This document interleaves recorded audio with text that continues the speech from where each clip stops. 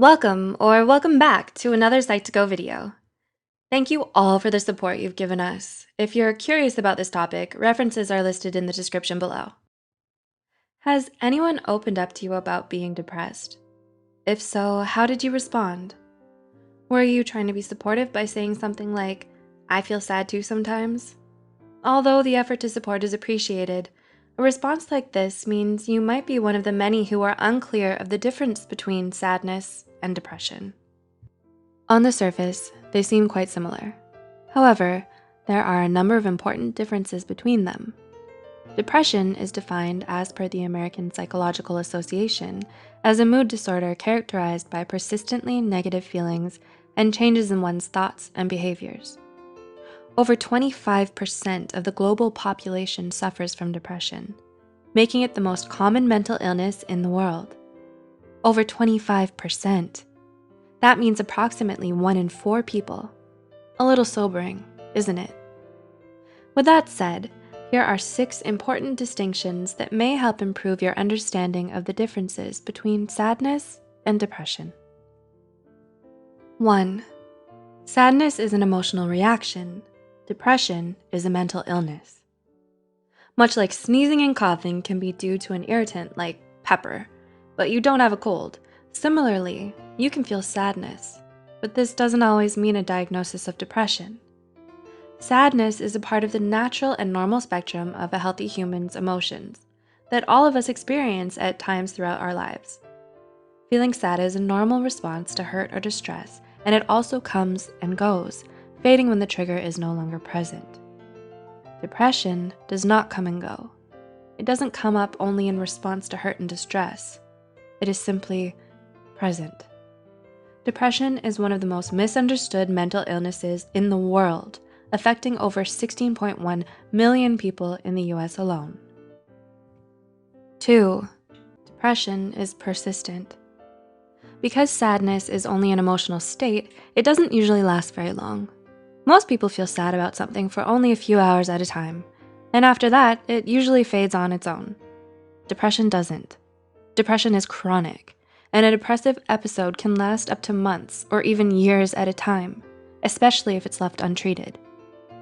It's a serious condition that requires psychological intervention from a mental health care professional before it can get better. 3. Sadness is specific.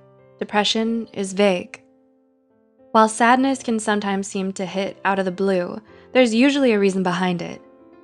Specific nameable events like failing at a task, disappointment in a job, or the loss of a loved one can elicit sadness. So while it's easy to share and open up about what's making us sad, the same can't be said for depression. Unlike sadness, depression is not a reaction to a negative situation. A common difficulty is that those struggling with depression don't understand why they're depressed. While it's true that depressive episodes can occasionally be triggered by specific events, in most cases, depression seems to develop for no reason at all. 4.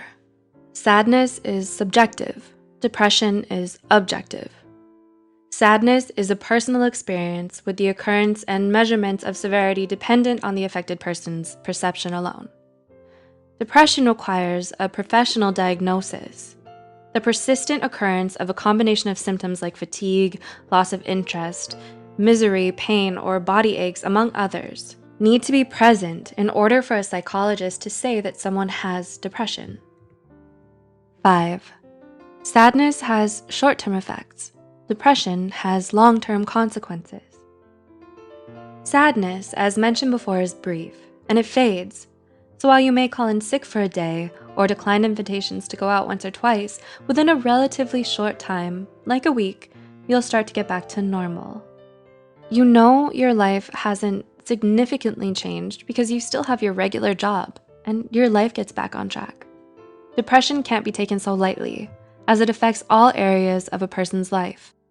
It can negatively and persistently impact everything from work performance to physical health to thought patterns. You may find it hard to feel good about yourself, experiencing feelings of guilt, worthlessness, and insecurity. This is why severe depression is often associated with self-harm and suicidal ideation. And 6. Sadness affects your mood. Depression affects your life. When you're sad, the normal reaction is to try to cheer yourself up with happy, enjoyable distractions, like going out with friends, doing that hobby you love, or even opening up to someone as a catharsis. Even when the sadness feels overwhelming and all-encompassing, there are moments when you still laugh, have fun, and feel truly happy, with no hidden shadow. Struggling with depression, especially during a downward swing, however, isn't so easily dealt with. It can be hard to find enjoyment in anything, where even things you love seem pointless. Your personal battery feels virtually empty with not even enough energy to perform normal daily functions like work, school, or showering. Depression also disrupts normal eating and sleeping patterns. All these factors combined mean you'll likely end up staying in bed all day, feeling empty, hopeless, and alone. Knowing the difference between sadness and depression can do so much in helping your understanding of mental illness in general. There are so many harmful myths and misconceptions surrounding depression, like it's a choice, it's make-believe, and more. So educating yourself about it makes you more compassionate and understanding to those who may be struggling with it, including yourself. Does this video resonate with you? Is there someone you'd like to reach out to? If you're interested in learning more, watch our videos